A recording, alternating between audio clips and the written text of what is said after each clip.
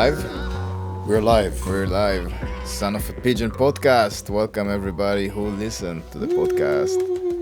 I'm in a very beautiful spot. Today is not where I am usually recording the podcast. Usually I record it in some weird apartments. But now I'm in a beautiful studio.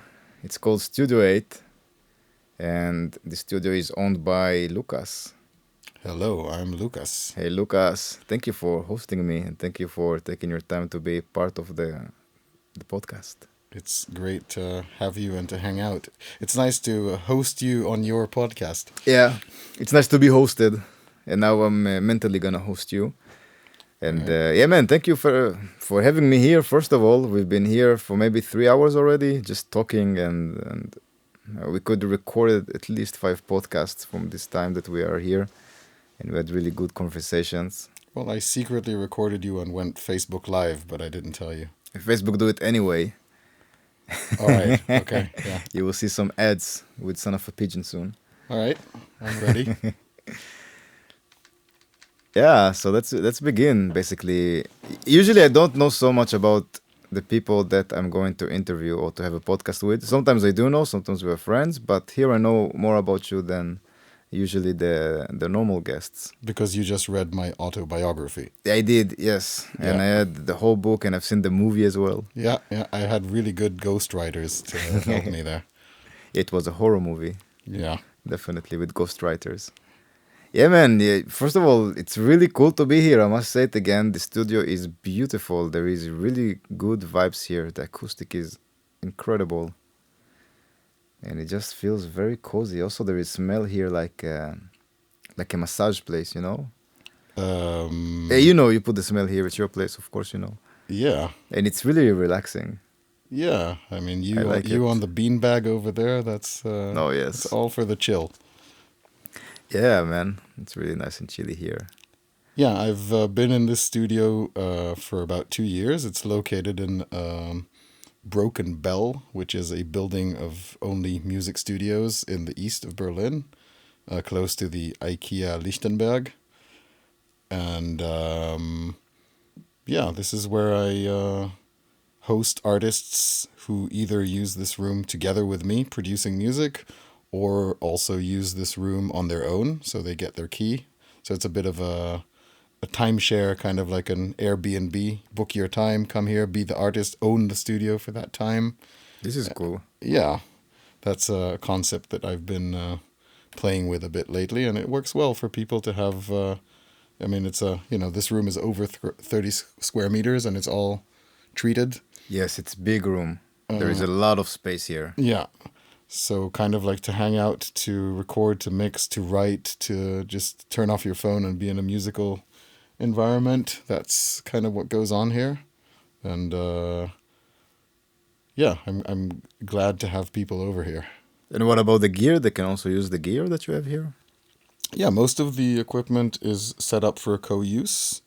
And if somebody has like their guitar or their synthesizer and they don't want anybody to use it, then it's not co-used. So it's just decided upon, basically. Mm-hmm. Yeah, man, you have crazy gear here. There is the universal interface, which is a standard, I must say, in studios.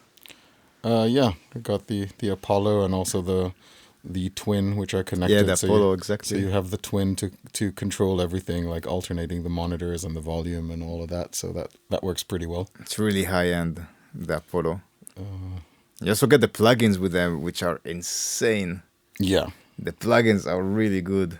Yeah, what plugins do you like there? I don't have it, unfortunately. I cannot even use it because either you have Apple or you have the Thunderbolt. And Right, I do not have both of them. Okay. But I have a good friend of mine. His name is Nick Graf. This guy is also a producer here in Berlin. We worked a little bit, and he was the first person that I worked with who had this interface. And wow, it was just easy to work with. Everything, you would play through it, and you put some plugins, it would sound incredible. Yeah, cool. There's all the simulations, and I've been working with UAD for a long time. Yeah, there is some fucked up stuff about them, like a very maybe small percentage. Sometimes it cannot really hold everything, and it crashes down. I don't know if you had this experience. I mean, sometimes life crashes down Yeah. in the form of bugging programs, Oh, for yes. sure. I'm still a big RME fan, so that's You have more. RME here? Not here. I have it in my. So this is the studio for all the production things, and I have another little studio close by here, which is where I do all my rock productions with drums and big amps, and that's way more like a live rehearsal room studio, and there it's RME based. Yeah, RME is really good as well. Yeah. I just got the new Focusrite. Not the new. It's for me new. It's not the Scarlett. It's the Carlet. I think the higher. The Carlet. Yeah, I don't know. Maybe I'm butchering the Maybe name. the Harlot, but yeah, go on. There is the Scarlett, which is the most basic one. It's not really basic. It's pretty good, I would say, but it's the most sold interface, I would say. Yeah. And then there is another one which is a bit higher in the quality. Okay. I think I know what you mean. Yeah, it's completely red and it's all metal, and this one is really, really good for the price. Maybe it's called Claret. Claret, maybe, yeah. Something like that, yeah. Yeah. This is exactly what it's called. And it's also, it feels good. And the preamps, there is something about them. It's just very precise. I can see the quality of the preamps light up in your eyes. Wow. The people listening won't be able to see that. No, I see that. maybe they can hear it in my voice. I hope so. And I just upgraded completely my technological Abteilung. How do you say it in English? Department, yeah. So I got a new camera, which is the Canon EOS R. I don't know if you know so much about the cameras. We could name drop and it would mean something to me, but I'm not a photographer. It's a mirrorless camera, and it's really, really, really good camera. Everything is so sharp. And then I got a new computer, and everything just runs smoothly, man. It just feels amazing. Awesome. Yes, and now I got also this new interface, and I think I made in the last month, I made a jump, which would be like 8 to 10 years of gap in technology. Okay. So this is the jump that I made, something like that. That's a leap. Yeah. It's funny for me that we're like a typical old school icebreaker would be talking about the weather. But now I think like an icebreaker is just people immediately talk about tech and versions of things. And that's like, yeah, that's how you start because everybody, can relate. So it's a bit funny that we're starting that way, but sure, yeah, that happens a lot. Be. Yeah. Yeah. For me, just amazing. It's just amazing to see everything works properly. And also the quality, it's so hard to put my finger why it's so good, but it's really, really good. I see the photos, I see there is so many details in the picture itself. The sensor is able to extract more from the moment that I shot. And then because I have a really good screen with the computer, then I can see a lot of details and the colors are matching really good. So you actually have an idea what you just did and you're not like sort of shooting in the dark. Kind of, yeah. I can, when I edit the photos, I can actually see if it aims on this monitor and not checking it on other monitors. Yeah. And then the interface, it's also very amazing for me because once I have a good computer and once I have a good interface, then when people actually come to record music with me, or if I just do a jam or something like this, even for myself, I can put reverb. I can put delay. I did not have this option before. Okay. It was only direct because the latency was so big. Yeah, that it was, I get it. It was impossible. The effect was offset in time and yeah. I've seen your photos, things you've done with artists in Berlin, and I really like the colors and the style and the vibe. Thank you, man. And I'm happy that you came here also with a camera. Yeah. But in general, I think it's you're doing a good job in representing artists in a sort of colorful and stylish way and on point. Thank you, man. Yeah. It feels good to hear it. Yeah. Yeah. Let's make this room colorful. I have really nice photos of this room. Okay, cool.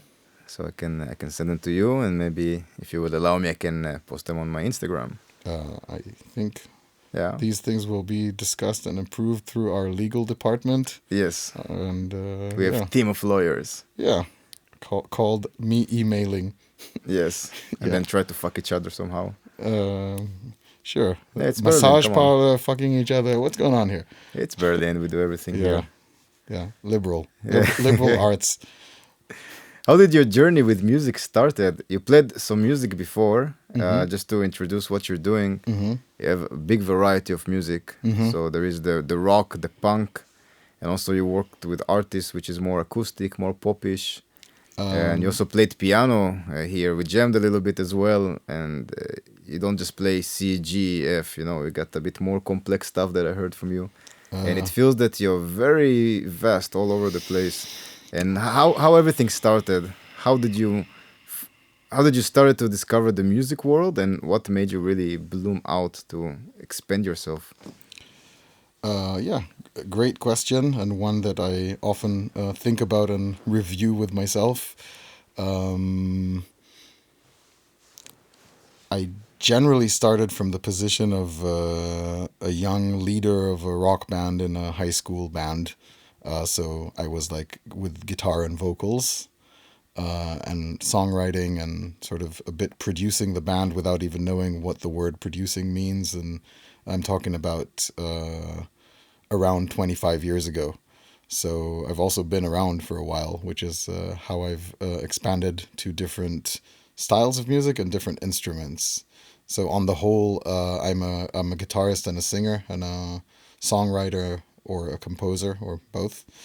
But I branched to keyboards, to drums and percussions, and definitely to bass. Like bass is actually very intuitive for me. I think I see myself as multi-genre in general, in what I like and what I listen to. So I like to listen to solo, like you mentioned the jazzy influences. So I'm like a huge fan of Keith Jarrett on piano and of Bill Evans Trio.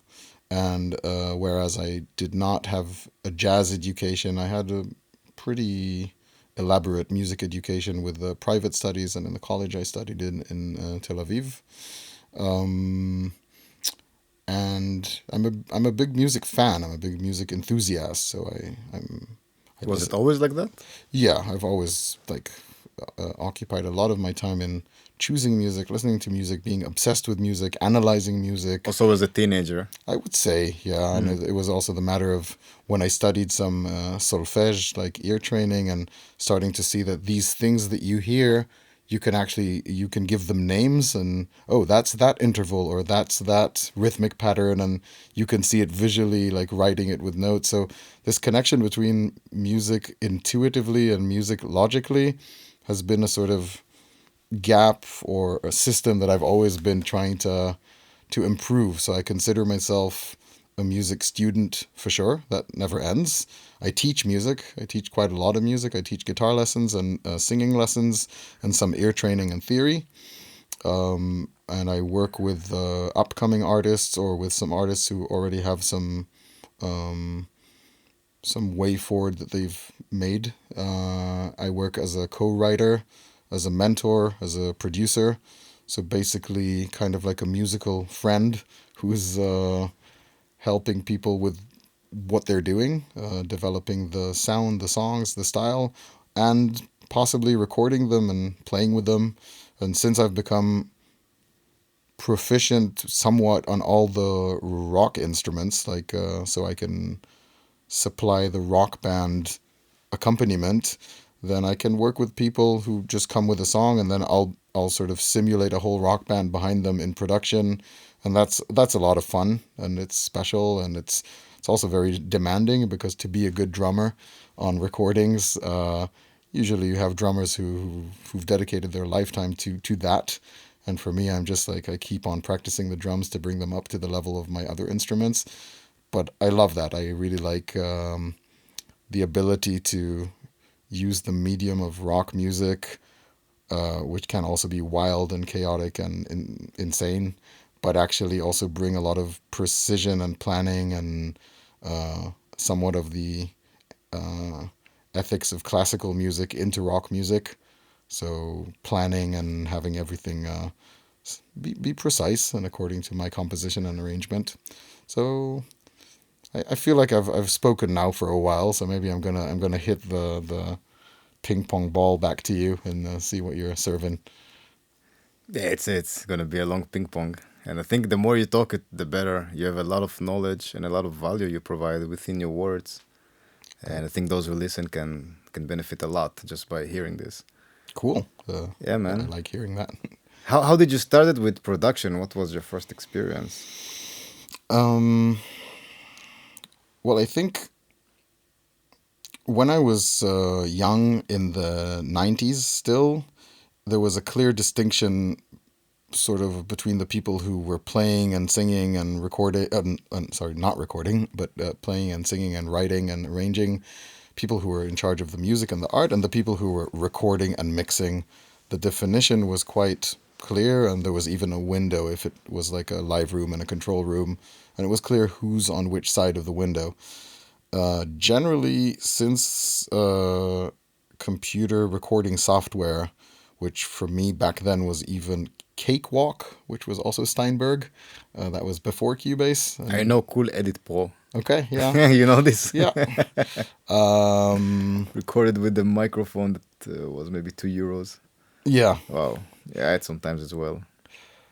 So when the computer started becoming so present and relevant for musicians, record yourself, edit yourself, it was kind of like inevitable. I mean, I know that existed also before with like tapes and 4-tracks and things like that.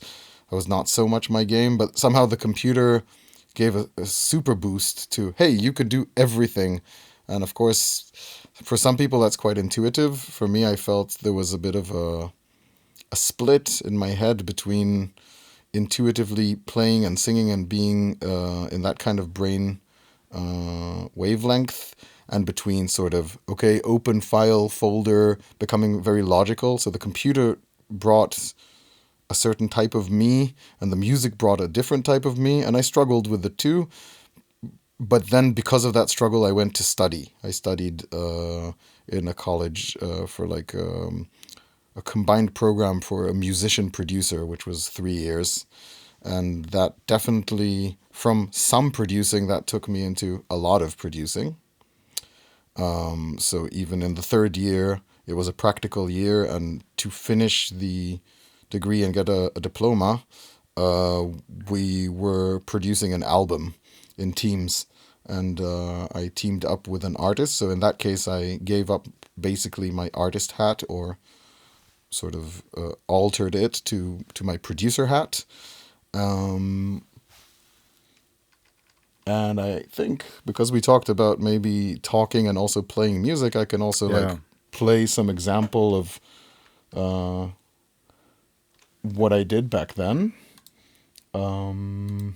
So there's probably a few clicks happening around. That's because I'm trying to bring up the music. They're gonna play it live through the PC, and you guys will hear it really good. And we're also gonna dig deep into those songs, and we're gonna ask questions about them in the end. Okay. Yeah, if you feel like. We'll see Yeah, where that's it's cool. gonna lead us.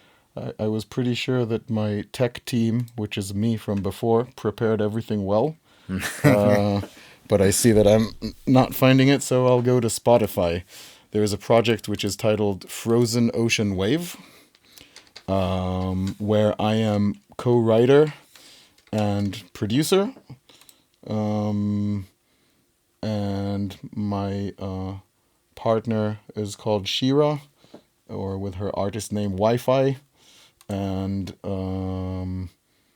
this is something done around, I guess, 13 years ago. And I'll play a track off the album, which is called Sealed. Let's go for it.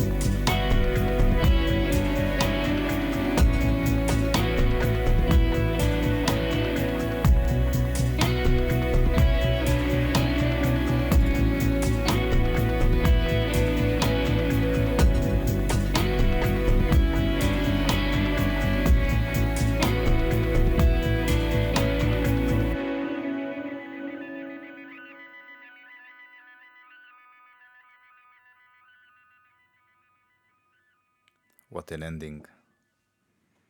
Broken phone. Wow, this song is really cool. I like the atmosphere that the song can create. I feel like I'm in deep ocean. Yeah, I feel the dive as well. That was Yeah. the whole trip hop aim. And do you play the instruments as well in this song, in the recording? I definitely played some guitars there, and I played most of the bass is digital, but I think I did something with doubling the digital bass with a real bass, and I contributed some backup vocals. Wi-Fi sang the main vocals, of course, and her lyrics. The drums were primarily programmed, and the string sections and the pads and the sort of massive warm atmosphere there is a combination of a recording of a live cellist and a live violinist, and the usage of layers of MIDI samples to rich things up. Yeah, it's a technique that's been used quite widely. That you have the most basic layer, and the most audible layer is live instruments, but then you put non-live beneath it just to thicken it. Yeah, I think most of us don't really have the chance to record chamber or like serious big orchestras. Yeah. So then if you only use MIDI plugins and samplers, then oftentimes they really sound like that. And if you put a bit of a real person and the sounds and the screeches of their bows and you combine that, it just gets more real or that hybrid of real and samples. So yeah, that's Did you record it only one violin, or did you doubled as well the violin player? I think we quintupled. Quintupled.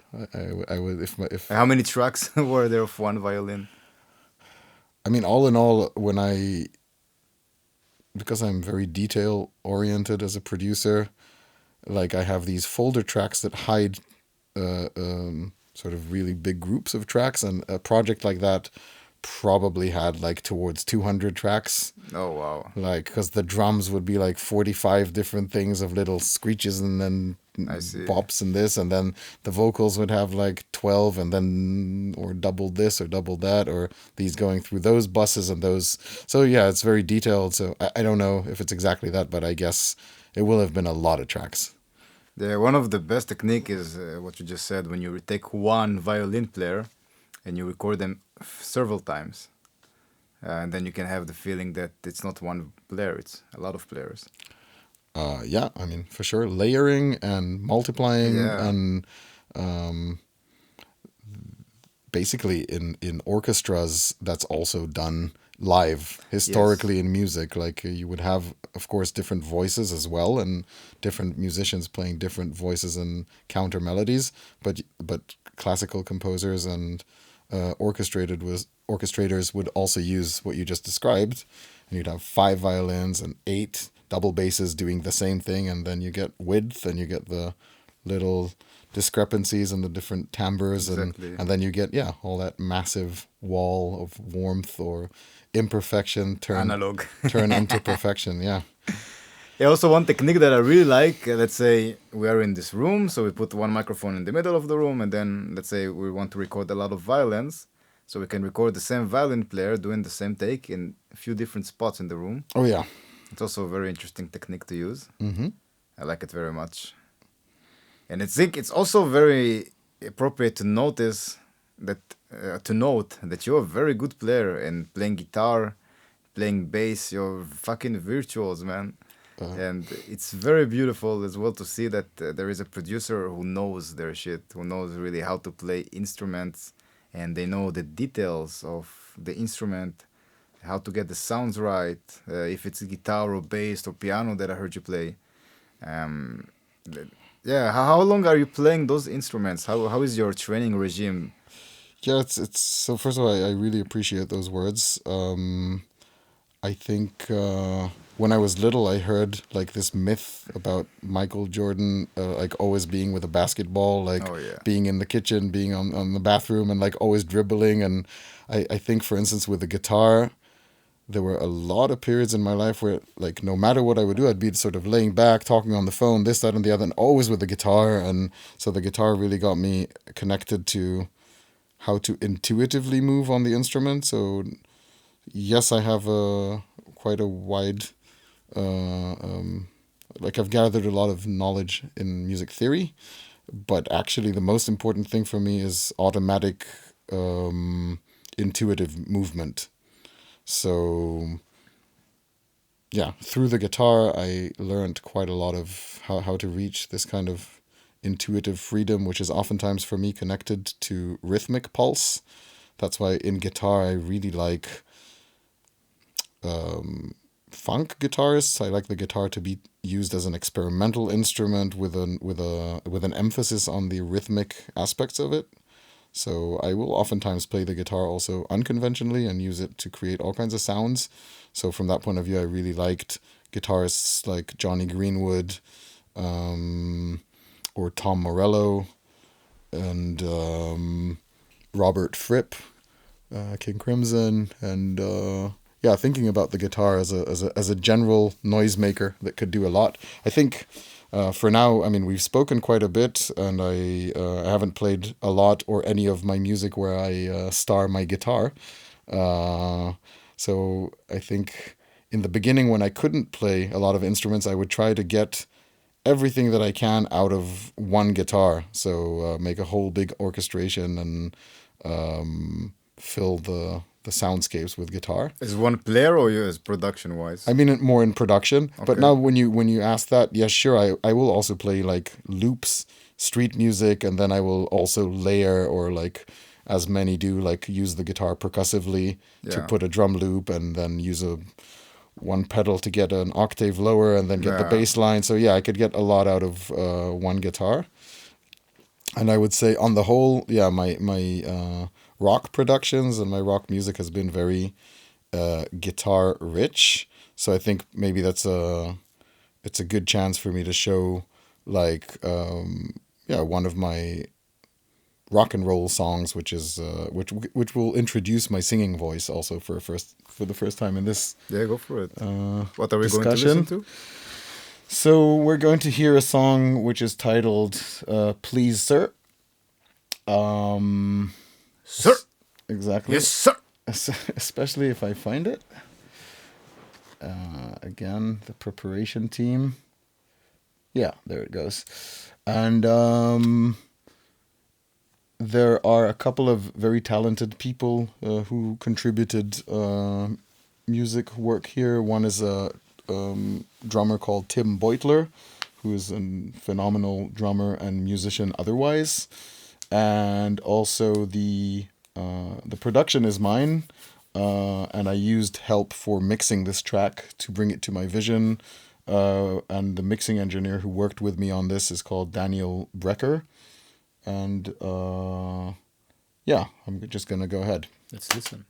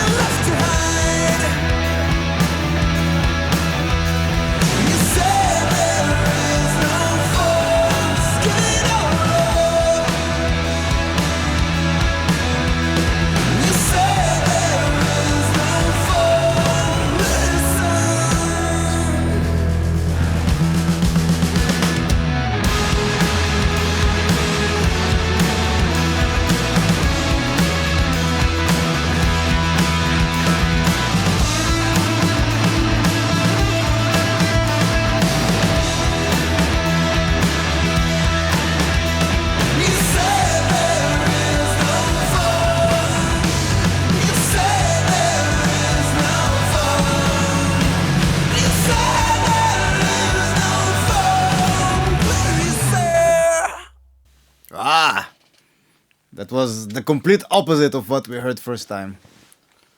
Yeah, I think I feel comfortable with that. Because my life is a lot about contrasts. Uh, that's what it looks like. That's what it feels like. And my music also sounds like the things sound really different from each other. And that's sort of the soundtrack of my experienced life accumulated in a way. And you play everything there except the drums. Yeah, there's some vocals here done with some backup vocals with Tim and Pete as well over there. But the instruments, like all the guitars, that sea of guitars and the bass guitar, that's me. Man, killer sound, killer performance with the vocals. Thank you. And it's interesting, you have very low voice. And when you sing there, you really go for the high sounds. I'm not sure what you're talking about. I think my pitch is generally very high. But, you're entitled to your own opinion. Full of testosterone. Say what? Can you do inhale with your voice? Ow! That's fucking cool. It can even really reach high notes like what's called like whistle. You know whistle? There is register. Do you know how to access it? Not exactly. It will sound weird. Let's see. Maybe I can edit it. But the first always are a bit weird.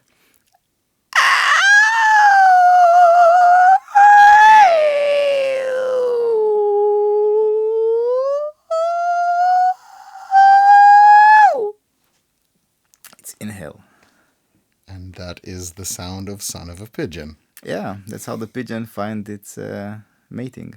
Yeah. It's the mating call. I was going to say destiny to keep it clean, but sure, yeah. No, nothing clean about this podcast, man. There is no director to this podcast. Okay. There is no one who tells me what to put here. I can do whatever I want. Okay, so that guy in the corner pointing at us and saying things he has nothing to do with us? You didn't bring him? It's actually a cat. Oh, okay. Yeah, I'm a hostage by a cat. Cat is keeping me hostage, telling me what to do. That always Yeah, but happens. it's also one of the beautiful things about the internet, that you can be your own producer. Let's say as an artist, for example, if you go to a record label and you sign a contract, they might tell you, okay, you have to play this and this song in a different way because this is what we want to have, this is what we'll get. And sometimes you're as an artist, you just feel like you're being used as kind of thing. And I think also with television, it's been like that recently, that you can have freedom with music for sure, video clips, I think as well. I think everything became more free and less regulated. Yeah, I don't know if regulated is the right word, because still you have some stuff that you cannot post on mainstream social media as a way to consume some medias. But yeah, pretty much we can do anything we want, and this is really nice. Also with music, there is no limitation. Yeah, I mean, I think that can have advantages and disadvantages. So I see it as though, like, an artist or a person, artist is a loaded definition. What is an artist and how to answer What is that a exactly. musician? This is a question I would like to ask my guest in the podcast. What is a musician? What would you define as a musician? Who is a musician? I'm sort of deliberating between like the really long answer and the pass for a moment, because I tend to philosophize much, and that is a loaded question. But maybe because my head is still hung on what I tried to talk about, like an artist, and then I stopped there, and that will bring me to the question of the musician. But also an artist, it's a very interesting question to ask. Who is an artist? Yeah, I think a lot of people have some creative energy in them, and a lot of people have sort of enhanced creative energy. And for me, a person who is naturally in the sort of personality type and in the behavioral tendencies leans towards a lot of creativity, and then also has some tools, either intuitive or learned, of some art form. It can be in dance, it could be in painting, it could be in sound, it can be... if you develop your skills and you sort of you are creative, or even creative a lot in quantity and volume, and you also have skills, and you also sort of apply yourself to do it, Yeah. that's pretty easy to start categorizing this kind of person as either as one with artistic tendencies or as an artist. I guess if you do it enough and it sort of defines you enough, then that's enough to have that hat or to have that name.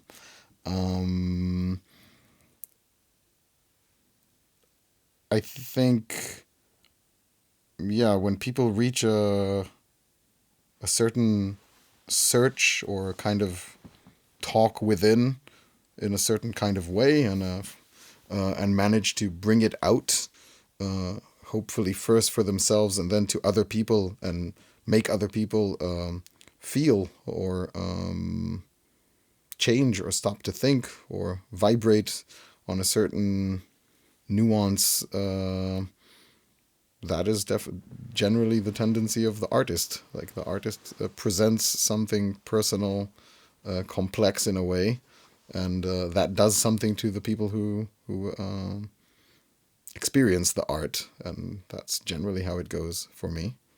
I forgot a little bit where we came from. When did we talk about, like, how did we start talking about the artist? I don't remember as well. We talked Okay. about a cat that keeps me hostage and tells me what to do in the podcast. Yeah, we talked about the freedom within internet. Yeah, true. And regulations, and then I said, well, it's a bit complex. And what I wanted to say with all of that is that people who really have creative tendencies, so they invent a lot, or they sort of flow in their mind to sounds, to views, they associate ideas, they can connect, they can sort of creatively create connections which weren't there before. There's uniqueness to their way of thinking. There's inventing in their way of thinking. Yeah. A sort of like the mind, the vivid mind has a sort of a life of its own in that sense, and maybe that it's coherent. It's not only chaos or crazy, but it actually forms ideas or jokes or tunes or movements which are identifiable, that they have enough coherency to be transferable or even recognizable. I would call that having sort of the creative spark as a person. Spark. And for me, or even the creative flame, or like a creative fire, that's When like it's stronger. Yeah, when it's stronger, when it's sort of omnipresent. And then I would say, because we talked about borders, or for a second, or regulations, or freedom. Yeah. And for me, the friction point between the creative fire and a limitation, for instance, the size of a canvas or the length of a track, if you want to put music into 4 minutes versus I just want to play now for 40 minutes or for 4 hours, something happens to the artists that meet limitations. I mean, I know that firsthand from myself, for sure. So for me, if I just start playing and the environment allows it, I usually end up playing for 5 to 10 hours, because when you start play, just continue to 5 hours. I really like nothing. I enter the world of playing. You jump from one instrument to another. You record stuff, and you enhance either it. Jumping or staying on one. Like when I also play street music, and when I play street music, I go out with my busking amp and a guitar and a bottle of vodka and mate, and my set is like 3 hours ish, and I do like 3 of it. So I'm sometimes like really playing on the street and singing for 9 hours. And the fact that I don't have to stop is actually what makes me happy. Like I like experiences that are sort of continuous. Having said that, like if I compare that to producing a song, or what we're talking about now, sort of as about artists or about musicians, Yeah. I find that whenever this ever-expanding, never-ending creative energy meets systems or series of limitations, oftentimes that's where the good stuff happens. Yeah, definitely. And so, for instance, the song Let It Be, the way that it was mixed and orchestrated with the symphonic instruments, was very much not to the liking of Paul McCartney. He actually kind of hated it and objected to it, and like a lot of things there. This is a bit of a different example, but we were talking about freedom. Yeah. And like we all know, like Let It Be, and it's even so symbolic. It's Let It Be. It was actually created with a lot of friction between like the creative force and the sort of limiting or organizing forces, which was done by the producer and by the label. Later on, I think it was already in the 2000s. He released Let It Be Naked. That's what it's titled. And that's the version of how he heard it, how the Beatles heard it without the producers interfering. And just sounds different. There aren't the same orchestrations. It's not the same mix. And to my ears, it was less good. And so, yeah, having the combination of artists with other people who are arguably artists or not artists, but having sort of this combination of human spirit potential that where people put things together, to me, oftentimes that's the formula. I mean, I really like rock bands, and I like rock bands. For me, a rock band represents the dynamic between the rock artists inside the rock band. Yeah. And then I really like rock bands who work with great producers. So then you keep on having this. So there's the challenge of all the individuals in the group of the rock band having to get along and to hopefully do something in a good spirit and bring it out together. And then that whole band turns into a whole. Okay, that's what the band did. Yeah. And then that whole has to meet another entity, the producer. So there's like these systems. It's almost like checks and balances in the music system, which in the end creates something very saturated with human spirit and intention and design. And I've always been a fan of that kind of music. What kind of music do you think it's representative for this idea that you said? Which kind of rock bands had really crazy albums? I mean, I think in general, most of the successful rock bands that we know go according to that pattern. So, I mean, from Nirvana to I don't know, Faith No More. I'm just like actually just name dropping bands that I really like now. And Nirvana is a great example. Nevermind is one of the best albums that have been out in the modern history, I would say. And even more than that, I imagine if I was a kid in the 90s and this album would come out with this incredible sound, it would blow my mind. It blows my mind even today. Totally. It still somehow stands in the test of time, and it stays relevant for today as well. And this is the greatness of this album. I agree. I think one of the stories there is about Dave Grohl come to play the drums. For sure. And he played way, way too fast. And he could not also hold the metronome. Or they asked him to play the metronome. You know the story? There's one song. And recently, Rick Beato hosted Butch Vig in a podcast, like really just, or a YouTube episode, just like a couple of weeks ago. And there, exactly, Butch Vig clarifies the story, and it's about one song where he asked Dave Grohl to What was play, it? Which song? I forget now. Maybe it was In Bloom. In Bloom. And then I mean, it's quite slow song. Should be listened to in the podcast, like how that's clarified. Yes. Go look for Rick Beato. Regardless, this guy is a legend. Oh yeah. He taught me so much about music theory and about how to approach music. Basically, he got a lot of knowledge just to download it a little bit. It gives a lot of value. He's an insane master. Yeah. Yeah. And what is really incredible about this story that he became successful after his 40s or 50s.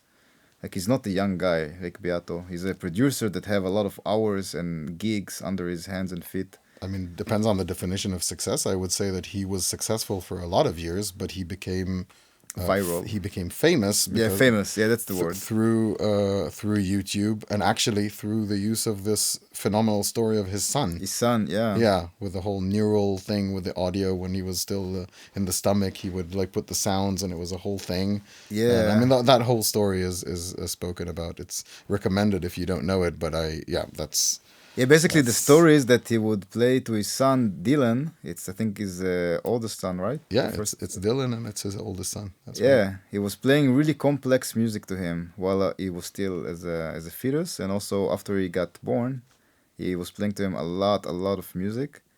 And his theory is since Dylan was exposed to really complex music and very different kind of music, he was not playing the same things quite often. So in the developing mind of a baby, basically this is what made him develop perfect pitch. And you can see videos where he just Rick Beato plays random chords and Dylan say exactly what notes are there in the chord, and he also sings them in perfect pitch. This Yeah, is and really writes them incredible. on a sheet, and it's phenomenal. Yeah, I like. he's transcribing songs for Steve Vai. Yeah, This is insane. I've looked into that a lot, and it really is interesting. 10 years old kid is transcribing, yeah, that's the word, transcribing songs for legendary Steve Vai. Yeah, So it's a nice place to be as a 10 years old. and yeah, I think I've definitely also been really influenced by 90s rock for sure. Like that's been a huge influence on me. Alternative rock, mainly of sorts, Seattle style. as well for sure. Mm. And I always wanted to have a big rock band and be in it and write in it and sing and perform and move around. And for a lot of years, I was kind of either a little bit managing to create that or on the verge of that, but it didn't quite happen that way for me. So so it became like, okay, the dream was to really have like a rock band and tour and record, but the reality was that I was more in the studio, more producing, more becoming a multi-instrumentalist, working with other single artists, teaching, and I had like these rock projects. And in a rock project, which isn't necessarily a band, there'd be a built-in codependency, like if you have the different people on their schedules, on their moods, on their artistic taste, sort of what's common sense. If you have a bunch of people, then all those people are there for all that's worth.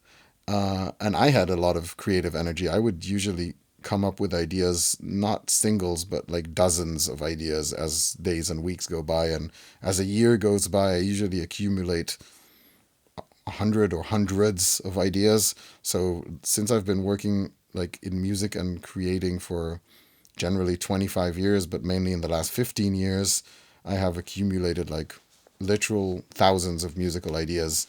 And I felt there was like a tension between the amount of creativity that I have and the outlet that I could get with the one rehearsal a week or the two rehearsals a week. And as I grew older, like people don't have the teenage dream and sort of the time. People have families, have jobs. Yeah. So what I ended up doing, and that's really also how the story sort of sharpens into the current years and the last year, is that I actually got myself a room, which is like my cave, which is not where we are right now. It's the rock room. It's the rock room, of course. Yeah, With a drum set. And I just challenge myself to all the instruments and to like, I'm like, okay, I don't have a rock band, then I will be the rock band. And now that's my general practice. I'm either working with artists on their music, or I'm teaching music, or I'm tending to my studio and gear and all that stuff, or I'm just sitting with my ideas and creating the reality of a band without a band, which means I kind of split myself practically, but also sort of emotionally. So I write a song as a singer-songwriter with a guitar, and then I sort of show it to the band. I'm making signs with my fingers. And that means like then I sit on the drums and I listen to the song, but then the drummer in me says to the singer, "No, don't do that twice. That sucks." Or "Why are you so slow here?" I start having like these inner arguments with myself, and I really see that from the different perspectives of the different players, different things matter. So the sort of artistic and personal psychological practice that I go through there is resolving different sub-personalities of me in discussion, trying to come to resolution. This is so interesting that you share this about the process. And you have actually conflicts within you, how the song can be. And it's funny for me to see. And how do you resolve those conflicts? I mean, we listen to one another, the group of me. Yeah. Like when the drummer says that's too slow, so the singer's like, okay, I'm going to try it faster. And we take a few clicks up on the metronome and we do it again. Or then, yeah, if the bass player is doing too much and the singer is like, no, I'm not feeling it. Or then, funnily enough, the different instrumentalists need different lighting. The singer needs a red dim light in order to sing. And really? Yeah. Oh, this is interesting. Like I just noticed like that the moment I enter different hats, I feel like I change, and yeah, with that I detect all kinds of signals in me of what I need, what I want, what's going on. You just channel whatever it is. It's if it's the bassist or the singer or maybe the drummer. So, exactly, and that's. I mean, it's always been super interesting for me the characteristic like types in a rock band. There's like mythologically like all this either the funny or the macho drummer or like different types of like prototypes of drummers, and then you have like maybe more held back and maybe depressive bass players or introverts and or like more cocky and sexy guitarists and yes. like or messed up complicated singers or like all usually this. The keyboardist is like having sex with giraffe somewhere in the backstage. That has to happen. Yeah, keyboardists is maybe with a certain type of musical intelligence and intelligence in general, and so yeah, it's been interesting for me always to see that in bands and the history of music and how these things happen, and it's been a very specific journey for me to isolate myself from the outside world, get into a room for a day or two or three. I will kind of sleep in the studio. I will be in this kind of very extreme isolation mode, and I will explore the different me's and how they interact. And it's a life practice, and it's fun. And there's music. So what I'd like to do now is to play an example. This will be an example of the newest thing that I've done. This is like not even a week old. This is the exploration process. Yeah, this is like I write a new song. This one's called Wake Me Up. And this is Everything Is You. Definitely. And this would be the result of me presenting the song to the band, which is me. And but who is you presenting? The one who wrote it, the one who visioned it, who heard it in his head. That's the one. And now you bring it to the band, and then the band will give their input, and you will record the new version? Yeah, well, basically they will play it one by one. Okay. And sometimes I do a bit of back and forth. But basically, for instance, what we'll hear now is a result of 24 hours work in the studio, A to Z, like without knowing, unplanned. And let's hear it.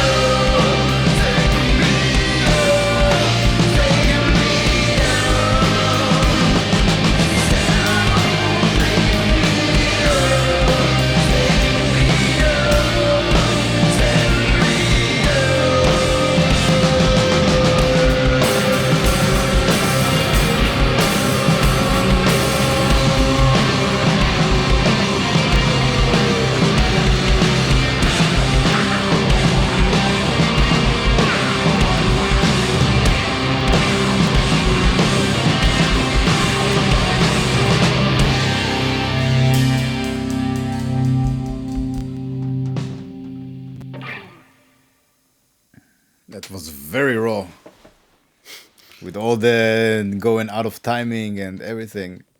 Wow. I thought you wouldn't tell them, but yeah.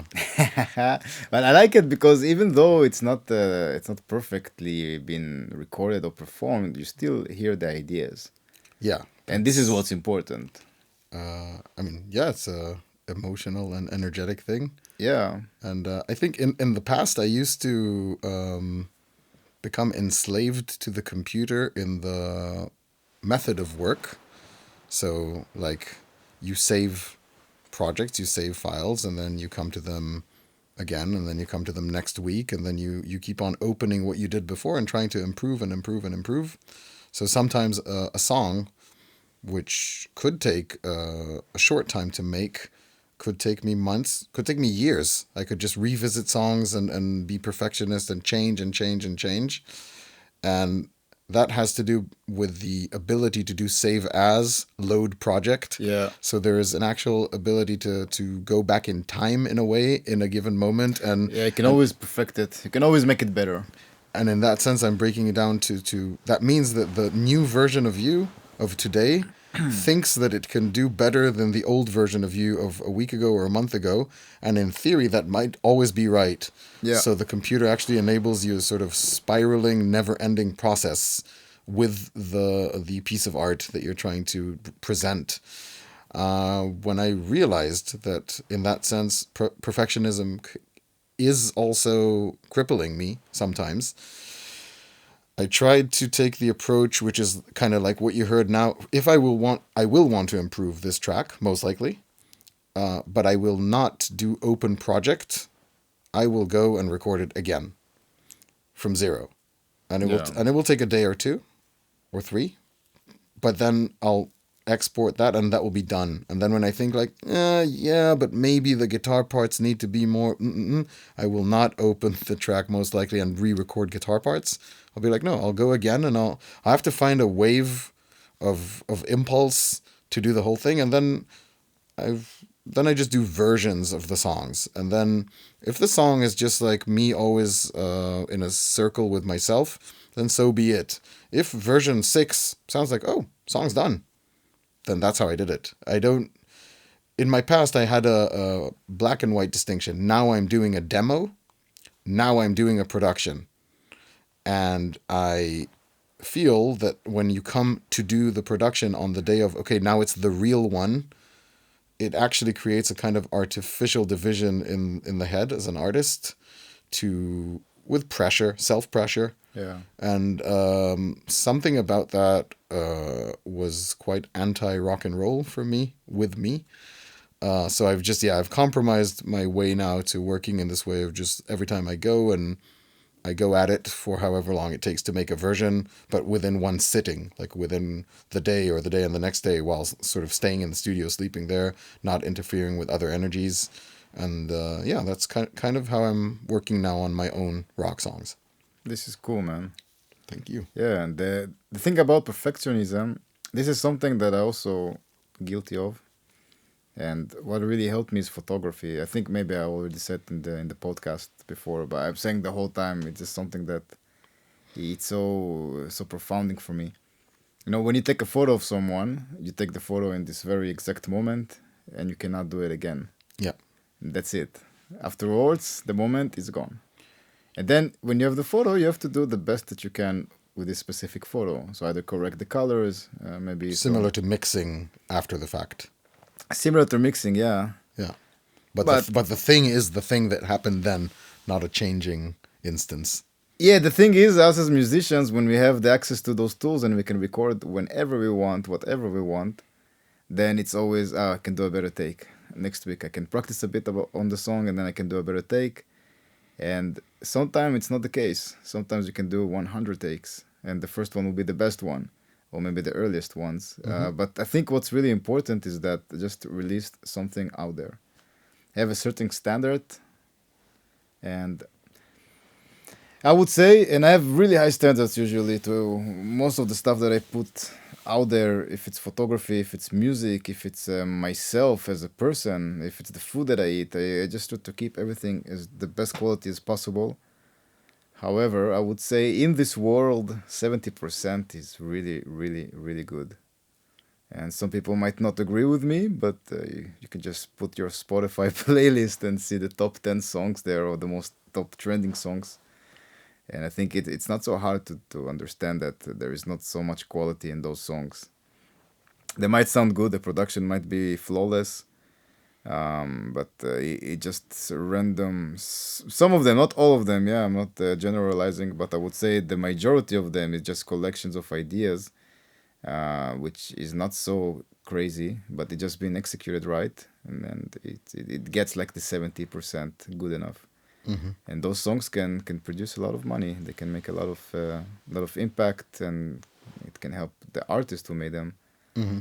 So I think it's better to have even 50% good song out there than having 90% song in the draw. Yeah, I It's mean, like a Dudu Tassa.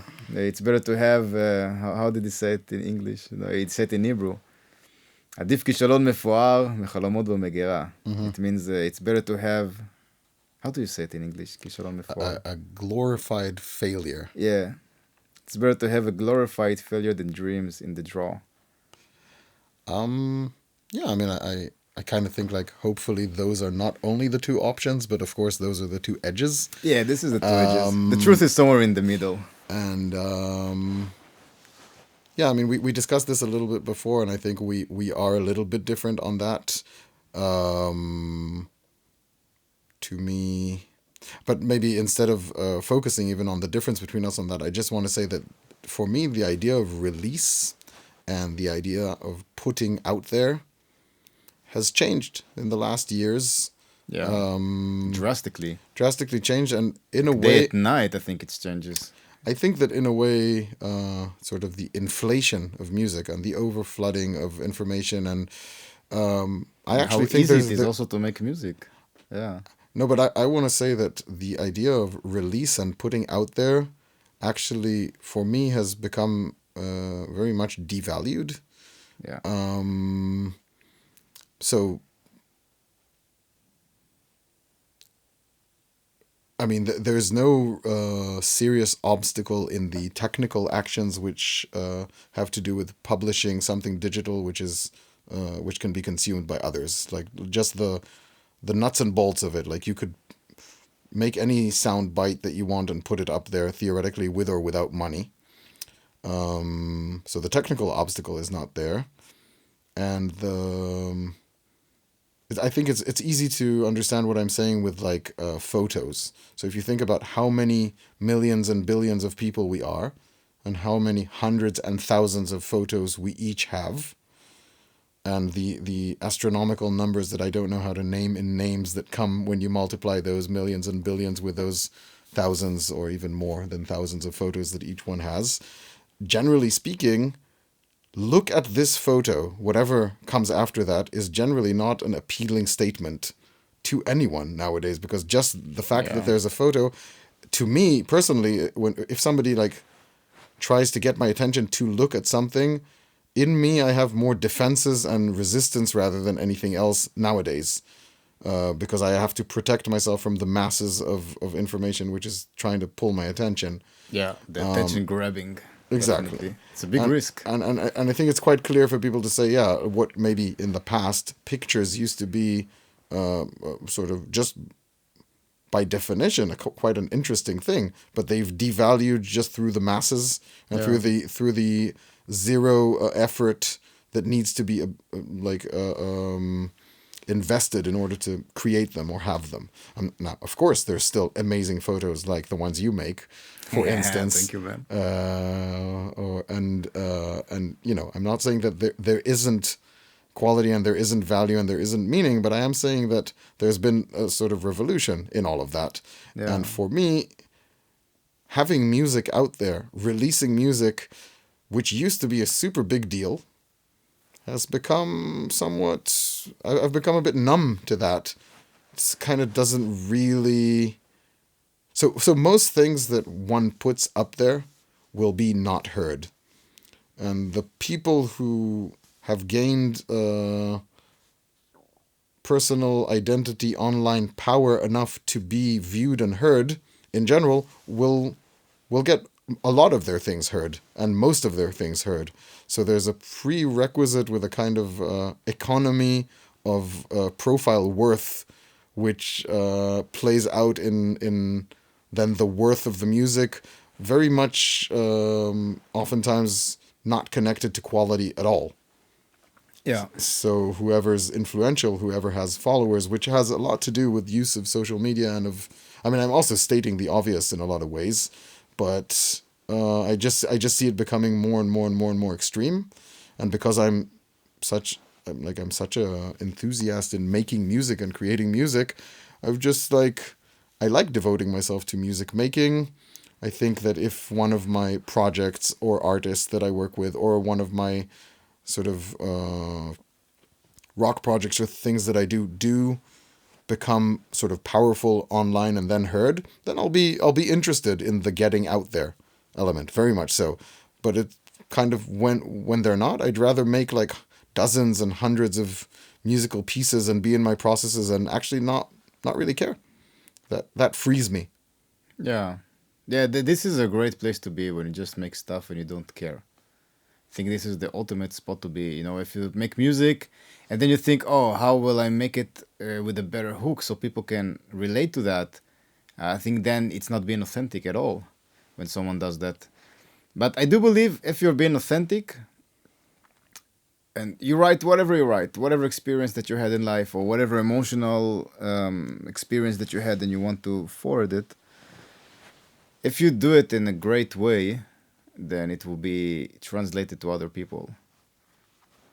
We feel if something is good or not. You can go to a shitty Agree. restaurant and you can put a really good dish right next to it. You will feel the differences. You will taste it. Yeah. Also, maybe afterwards, the way it will be digested. Mm-hmm. I think it's the same with music. And music is very different because music, it's... We have a song. The song is, let's say, 3 minutes. So it's not that 3 minutes is more valuable than other 3 minutes. You know, it's not like you have now a sport car and just a cheap car next to it. So then you need to choose based on your budget. You know, everyone have 3 minutes. Everyone have 24 hours a day. Mm-hmm. And then the question is, how do you grab the attention that people will listen to your own music?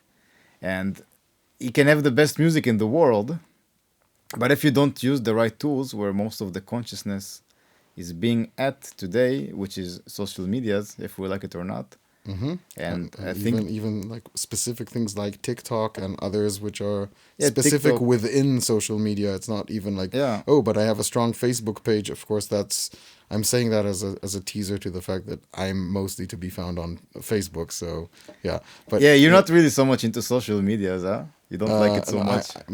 The whole circus there. yeah, mostly not. I hate it, man. But it's a good spot to be if you want to be somewhere and people can somehow approach. Yeah, well, It's not a must. People can do it without well, it. this is a customized situation of social media because hopefully people are going to hear our talk through the distribution through social media of sorts. So I, as a person, as a musician, I like being in musical spaces with people physically. So I like being in the studio with artists. I like being in some jam sessions, especially the good ones. And I like the element of human contact in music in general. So like, first of all, I invite artists who want to make music collaboratively to meet me and to play music with me, and I often sort of mentor and give advice to young songwriters and do like co-writing together with them. And of course, I keep on learning all the time about genres and styles, and especially with good people, like they bring such nice things to the table. So it's a pleasure for me.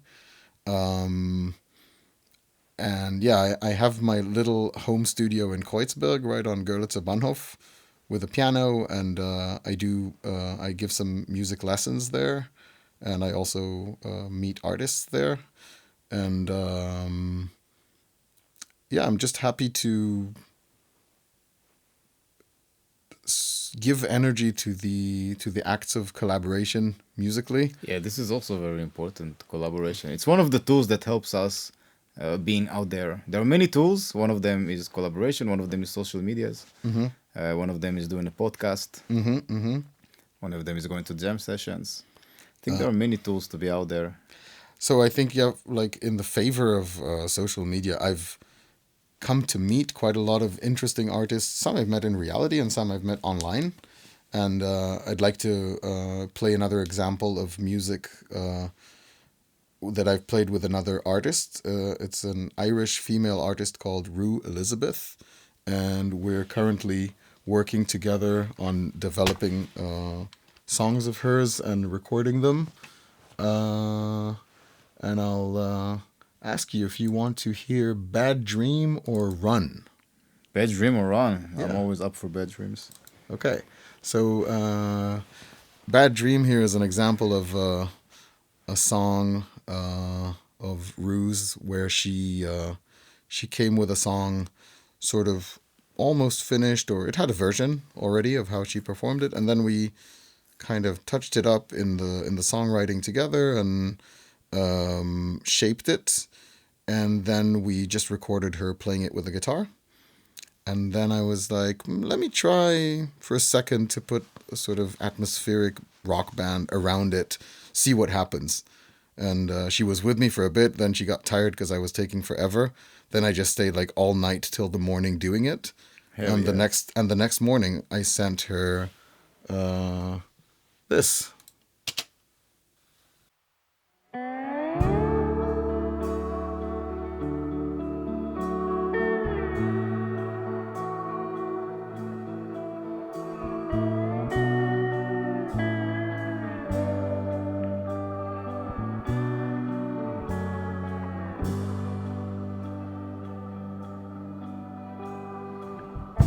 Is this a bad dream?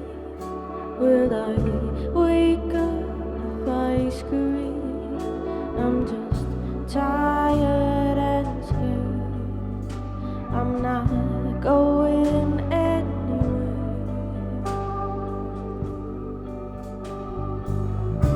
I've got these notions all wrapped up in potions.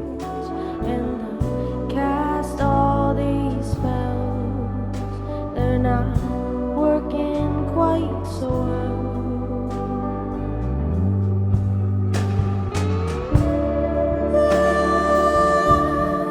Tell me, are you coming home?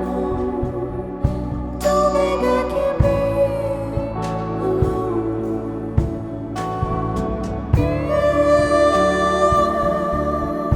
Dance me through the streets again. This kind of love's not meant to end.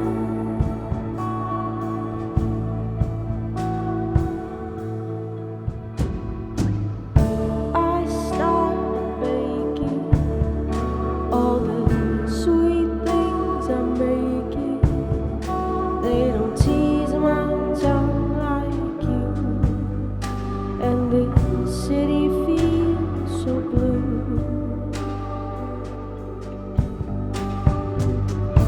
In rainbow still plays through my head when I walk the same way.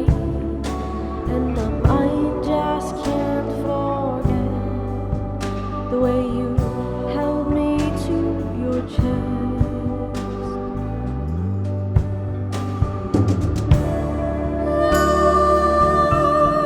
Tell me, are you coming home? Don't think I can be alone.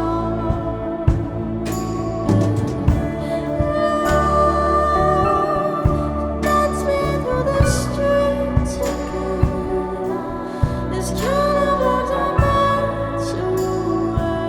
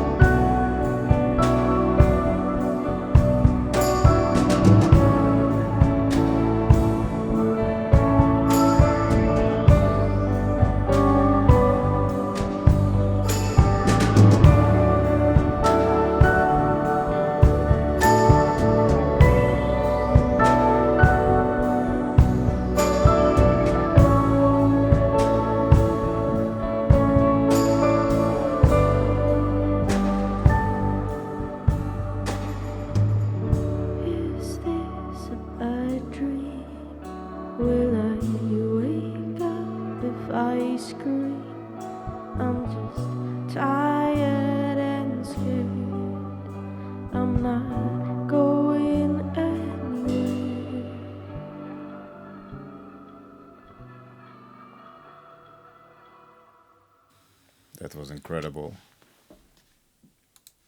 Very beautiful. Thanks. Yeah, I enjoyed that. Wow, So, the intro, everything, the slide guitars, the way she sings, the slide guitars are iconic for me to do with the mate bottle. the mate bottle. Yeah.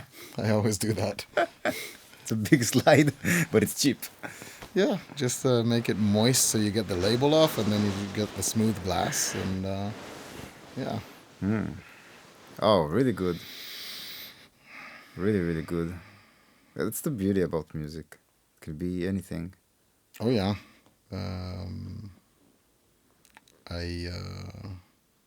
I'm wondering if we should be putting more of the focus on the talking now, or hearing something, or if you want to slowly bring the Yeah, we can slowly bring it down. Uh-huh. Yeah. Slowly close this beautiful session that we had. I think for ending, I asked you before this question, and I would like to receive an answer. What is a musician? How do you define a musician?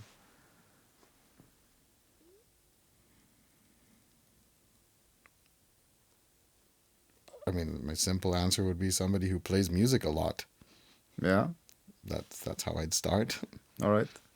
There is no wrong answers. Yeah, I mean that's intuitively that's what comes to me. If someone just plays some chords on the guitar, do you consider him as a musician or a guitarist? Or if someone is a guitarist, is automatically a musician?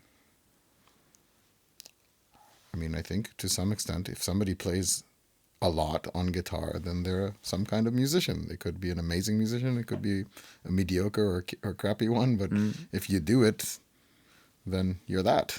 All right. Yeah. Like, you're it. I'm curious to see what everyone thinks about music, because everyone got a different way they approach this definition of being a musician. Yeah, I guess.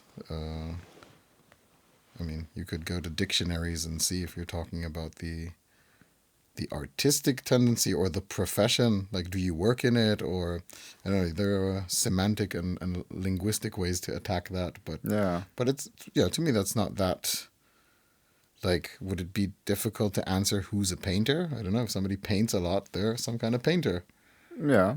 You know, could be an amazing one, could be like a so-so one. But, yeah, that's more or less the thing. Yeah, I wish it was simple for everyone else, just to define it. You just make music, you're a musician. Simple. Einfach. Einfach. How can people find you, find more about you? How can people contact you if they want to make music with you, if they want to be coached by you, or to get a bit of your information and your knowledge? So, meeting musicians in Berlin, and also with some online talks for people not in Berlin, is something that I do all the time. And I usually start off with having like a little telephone call or a Zoom call. But if there's any grounds for it, then also a meeting. So starting off is rather easy. We get in touch. My email is LuKKas Music, and I use my brand name as LuKKas with double K. So that's LuKKas MUSIC. LuKKasmusic@gmail.com. That's my email. And if you look for LuKKas Music on Facebook, then you find the general page for me as artist, studios, teaching, some photos, some examples. So LuKKas Music is what to search for on Facebook or with the email. That's how to find me. And then usually we just discuss a little bit and see options. Do we want to collaborate? Do I want to record these people? Is it a service? Is it a... How does it go? Like there's various ways to work. And from there, if there's some good music and the right resources and the right planning, then I will generically say, but mean it, that the sky is the limit. Like, we could be working on one song, we could have an improv session, we could be working on an album, we could be trying to translate something to a live show. So that's all open. Hell yes. Yeah. Are there other services that you somehow missed that you can provide? Because now you just said to make a live concert or to translate it to live concert. So I can definitely help people by being an instrumentalist within their duo, trio, or band, or help them produce or plan. So I sort of can be involved with some management, coaching, mentoring on a process, like saying, okay, in 3 months I want to be on stage with this and that and the other. So we would meet and talk about it and check it, and things like that. And I think possibly a service, maybe I didn't clarify that enough, but the studio that we're in now, again, in the east part of Berlin, it's not exactly a residential area. It's a bit far out, but it's a really lovely room. That's the room that I call Studio 8 as part of my services, which are LuKKas Music. And people can who have problems with neighbors or don't have a good treated home studio, and they need some extra time to work with good monitors, a treated room, professional environment, either with me but also without me, are invited to come and check the room out, maybe come with their computer, with their laptop, connect to the system here, and have creative sessions, writing sessions, mixing sessions. So that's, I would say, a serious part of what I offer. And yeah, that's I feel like probably we could have talked anywhere between 1 hour and 10 hours, if we 1 week. Yeah, like so I'm looking forward to talking to you and collaborating with you more. Like I think this might definitely, man. lead to other things as we talked about. And I kind of feel like, because the last song was this collaboration where I'm also showing an artistic part, but I would rather sign off with one of my pieces of music as an artist myself. So I'll ask you whether you want something loud and proud or dreamy and weirdy. What about loud and weirdy? Is it possible? Let's go for the loud and proud. Okay. We finish with energy. Okay, so actually I'm going to dial back to quite long ago. Before you even introduce the song, Yeah. I think we're going to finish with that. Yeah. I would like to say thank you everybody who heard this podcast, who shared. How long are we recording? Like 2 hours? How long are we there? Ish. Not Yeah. even. An hour and a half more, I don't know. Yeah. People spend 1.5 hours with us. It's really remarkable to imagine this. So thank you everyone who listened. What I would really appreciate if you can give me feedback about my podcast. This is something I don't ask usually, but I would like to ask it more. I think it's very important to receive any feedback. If you guys liked a certain episode, if there were some things about this episode that you guys liked or did not like, or something that you thought could be in the podcast, or something that we could have dropped out of the podcast. If you got any value of this podcast whatsoever, just let me know. I would love to receive any feedback. It can be hate, it can be love. I want to know that there are real people who are listening. Show your love. And yeah, go to LuKKas website. There is the website. We will publish it. No, the website is still under construction, so LuKKas Music page on Facebook. So just on Facebook, I will also put links there as well in the Spotify and everywhere. You can look it up in the description. So you can look it up for the website. Also, the email will be there, so it will be easy for you guys to contact LuKKas. Highly recommend. If you're not sure, then just give him a call. Talk to this dude. He's a big teddy bear, and he will just surround you with a lot of love and fun and chill vibes. Aww. Yeah, man, it's been a real pleasure. Myself, it was really was good cool. for me too. Yeah, man. Yeah, wish it wouldn't end now. Yeah. So what are we going to listen now? When with that we're going to finish the podcast? Yeah, so if anybody here is sort of grew up in the 90s and watched some trash television accidentally from Australia, there used to be this series called Home and Away with the very cheesy, corny love song in the beginning, which I heard often way too many times. Should I soundbite it? And then put for the sure. song? Yeah, why not? Yeah, so... We want the people to puke a little bit. Yeah. To puke glitters. It's so cheesy. Just want to puke glitters. out of a unicorn mouth or something like that. So we're talking about this.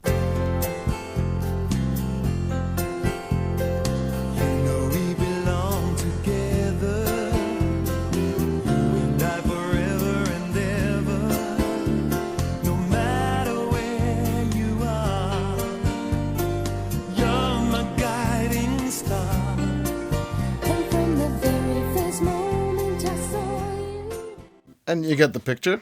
Yeah, well, I was always like both deterred by but also attracted to that level of sweetness.